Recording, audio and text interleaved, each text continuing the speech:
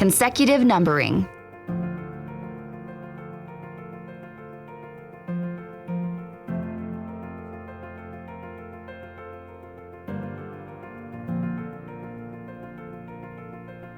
Opening the poll.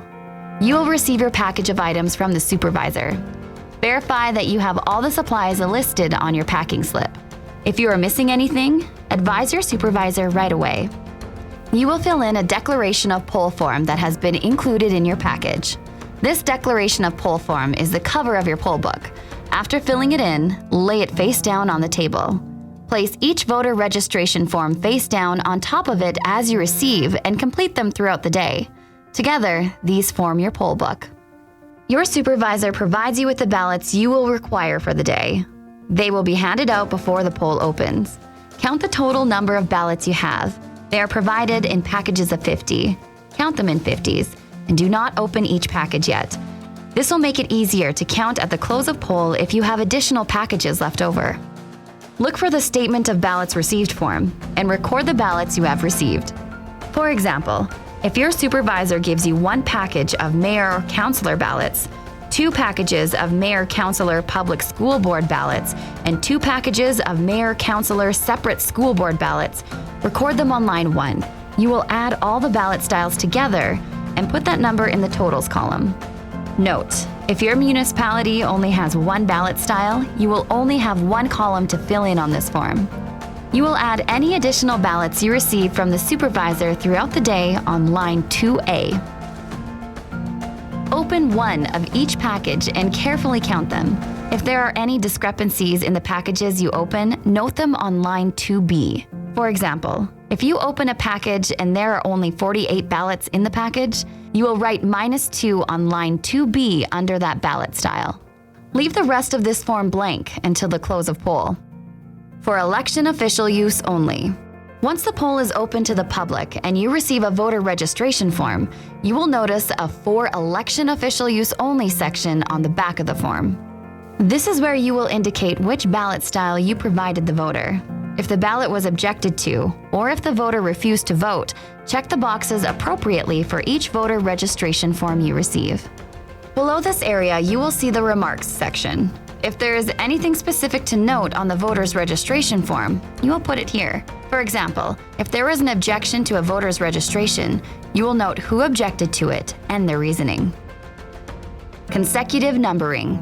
Consecutive numbering helps you keep track of how many of each ballot style you have issued. It is important to do this correctly throughout the day, so that balancing is quick and easy at the end of your shift. To complete consecutive numbering, you will keep track of the number of ballots you issue on the back of each voter registration form. Your stack of voter registration forms make up your poll book. Under the For Election Official Use Only section of the voter registration form, you will see an area that lists public school number, separate school number, and consecutive number. If the first ballot you issue is a public school ballot style, you will put a 1 on the public school number line and then a 1 on the consecutive number line. If the second ballot you issue is a separate school ballot, you will now carry over the 1 from the previous form to the public school division line of the current form.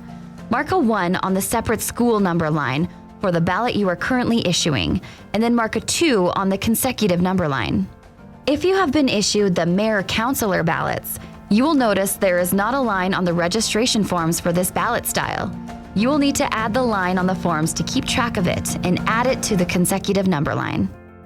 At regular intervals throughout the day, you will need to balance the number of ballots you have issued to the consecutive numbering you have marked on the voter registration forms.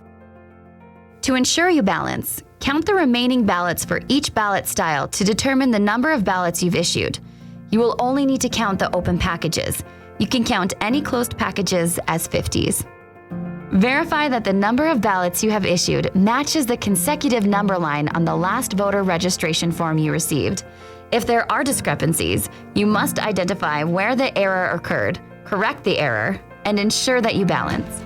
If you check that you balance throughout the day, it is easier to balance accurately at the end of the night. If you wait until the end of the night to check your balancing, correcting discrepancies can be a lot more time-consuming. Fill out all required paperwork. As an individual and as a part of the whole poll team, there is a requirement to balance at the end of the day. Each IDRO is responsible to balance the number of ballots that are issued to them with the number of voter registration forms they receive. Once the poll is closed, you will finish filling out the Statement of Ballots Received form. The number of ballots you opened with is listed on line 1. If any additional ballots were supplied throughout the day, you will have listed these on line 2A. If any discrepancies were found once you opened a package of ballots, you will have noted this on line 2B. You will now add line 1, 2A, and 2B to establish the total ballots supplied on line 3. Line 4 is where you will enter the consecutive numbers from your last voter registration form under each ballot type. Indicate the number of declined ballots for each ballot style on line 5. You will have these stored in envelope E. Enter the amounts you entered on line 5 onto line 8 as well. Indicate the number of spoiled ballots for each ballot style on line 7. You will have these stored in envelope E. Count the ballots remaining for each ballot style and enter that amount onto line 10. Add lines 7, 8, 9, and 10 in for each ballot style to get the total number of ballots supplied. Enter this on line 11. Supervisors are responsible for balancing the entire number of ballots that have been issued to the poll as a whole. The supervisor may direct one issuing DRO to carry out the paperwork of combining, tallying, and balancing all of the issuing DRO's worksheets at the close of poll. The supervisor or issuing DRO designated to combine all of the paperwork will fill in the Statement of Ballots Received summary worksheet. Enter each issuing DRO's totals from their Statement of Ballots Received forms onto the worksheet accordingly. Each line total is referenced in the column heading. Be sure you carry over these totals accurately. Add each of these columns to get the combined totals of each. There is a letter associated with each column total. You will move the total to the corresponding line on the Statement of Ballot account form as indicated. The receiving DRO is responsible for monitoring the vote counting machine LCD screen count. This count will be provided to you. Add it to line B of the Statement of Ballot account form. This must balance with the number of ballots the issuing DROs have issued and the voter registration forms received.